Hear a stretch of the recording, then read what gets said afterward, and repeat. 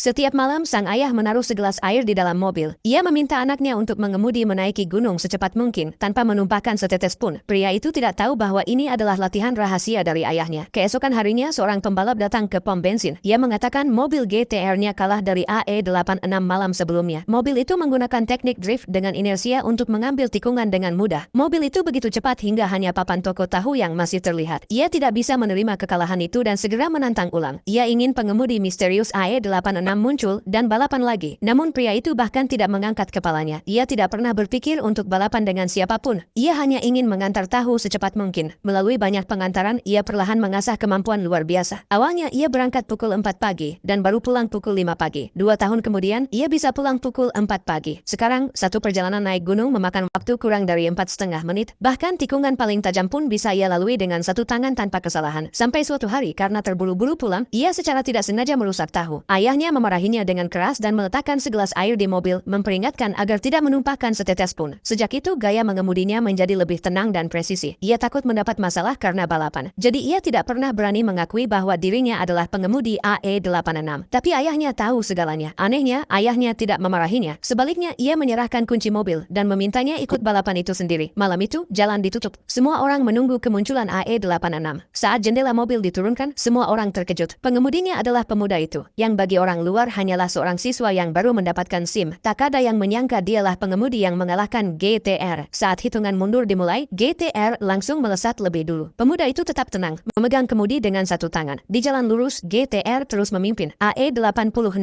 tak bisa menyusul. Namun di setiap tikungan, AE86 mulai mendekat sedikit demi sedikit. Meskipun pembalap GTR memasuki tikungan dengan sempurna, AE86 selalu lebih cepat, hampir selalu tepat di belakangnya. Akhirnya mereka mencapai 5 tikungan tajam paling berbahaya. AE86 sama sekali tidak melambat. Semua orang berpikir tidak mungkin melewati tikungan itu dengan kecepatan seperti itu. Mobil bisa saja keluar dari jalur. Pembalap GTR hanya perlu tetap stabil untuk menang. Namun dengan suara ban yang berdecit, pemuda itu menggunakan saluran air di pinggir jalan untuk melakukan drift. Saat itu semua orang mengerti, balapan telah berakhir. AE86 menang. Setelah balapan, pembalap GTR ingin menantangnya lagi. Tapi ia menggeleng dan menolak. Ia memang tidak ingin balapan.